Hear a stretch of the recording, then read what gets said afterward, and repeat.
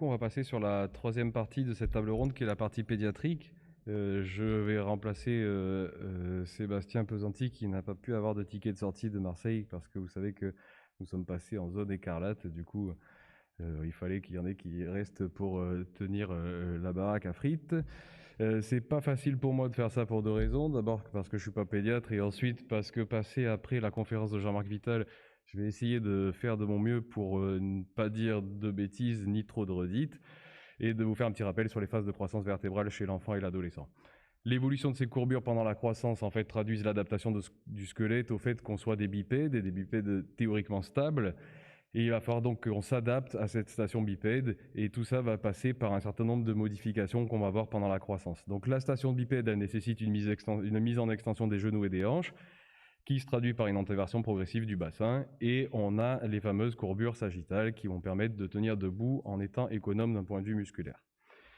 C'est là que je vais demander à Jean-Marc Vital d'être assez clément avec moi pour pas dire de bêtises. Donc 3 grandes périodes dans la maturation du rachis, période embryonnaire, les 2 premiers mois de vie in utero, où on a donc l'apparition des somites et les sclérotomes, puis la fermeture de l'arc postérieur.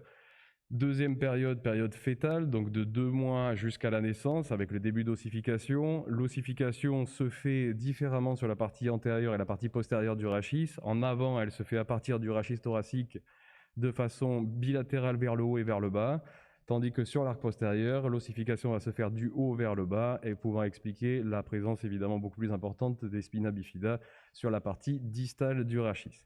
Cette ossification, elle est longue, puisqu'elle va durer jusqu'à 20-25 ans, avec, comme l'a dit Jean-Marc, l'istelle marginal, qui va être le dernier à s'ossifier.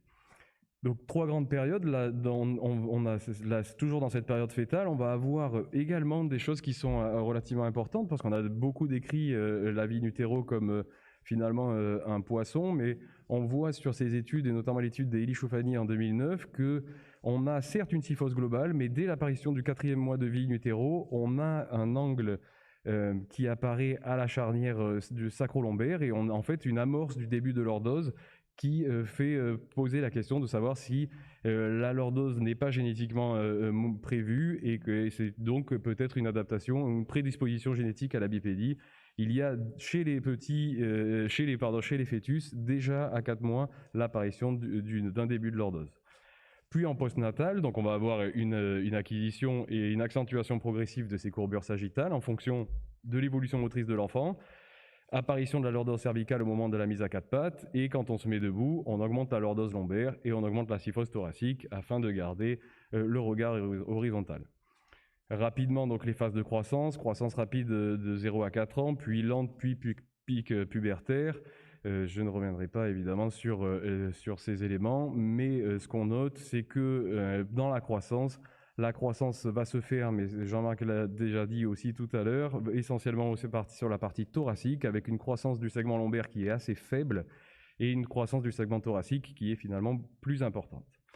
Ces courbures au cours de la croissance évoluent peu chez l'enfant sain. Il y a peu de changements de la kyphose, discrète variation de l'apex, mais qui reste toujours aux alentours de T6. Il en est de même pour la lordose. On a une petite augmentation des niveaux distaux de la lordose, qui peut être effectivement la réponse à l'antéversion pelvienne, puisqu'il y a besoin d'équilibrer la partie basse. Ce qui a été également rapporté par McTiong, Labelle et Roussouli, avec une augmentation progressive pendant la croissance de l'ordre de 3 degrés de la kyphose thoracique et de la lordose lombaire, donc des courbures finalement assez stables.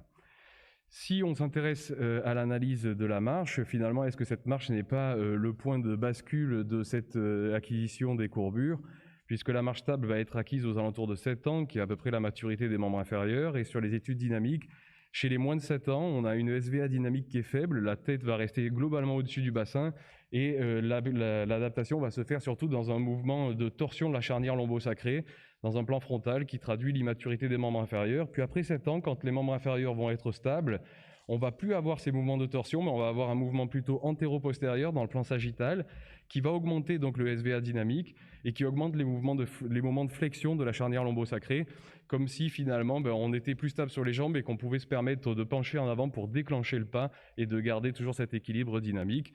Ce qui nous fait penser que le rachis peut être donc le régulateur de la posture globale chez le jeune enfant. Pour conclure sur ces rappels et en espérant ne pas avoir dit trop de bêtises, donc la morphologie vertébrale varie tout au long de la croissance, qui est probablement en partie déterminée de manière génétique et qui semble être une adaptation à la station bipède. Les courbures rachidiennes donc, sont une condition sine qua non à cette fameuse bipédie, et la modification des courbures sagittales ne sont pas vraiment claires. Il semble qu'il y ait soit peu, soit une faible augmentation, et est-ce que ça se traduit par une augmentation de l'alignement global? C'est ce que nous allons essayer de vous dévoiler maintenant.